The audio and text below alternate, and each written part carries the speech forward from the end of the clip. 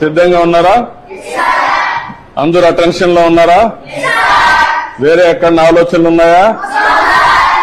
మళ్ళా నేను చెప్పగలుగుతారా? నేను చెప్పింది యాజ్ ఇట్ ఈజ్ మీరు చెప్పాలి. సరేనా? సిద్ధమేనా? ఓకే. మొదటి టాపిక్, ఎవరన్నా హోంవర్క్ చేసుకొని వచ్చారా? చదువుకున్నారా ఈ సబ్జెక్టు? అయితే నేను బ్రీఫ్ గా చెప్తాను. చెప్పిన తర్వాత మీరు ఏదైనా అడిగితే సమాధానం కూడా చెప్పాలి. చెప్తారు కదా? ఓకే. మొదటి సబ్జెక్ట్ వచ్చి మనకు వనరుల గురించి మనకు ఒక చిన్న కథ.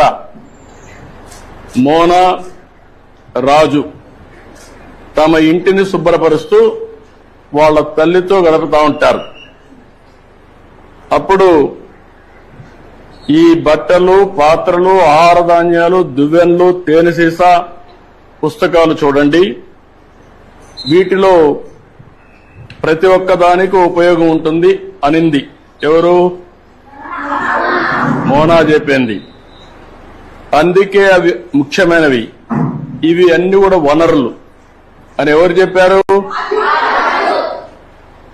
అది అయిన తర్వాత వనరులు అంటే ఏంటి అని రాజు వాళ్ళ అమ్మని అడిగాడు.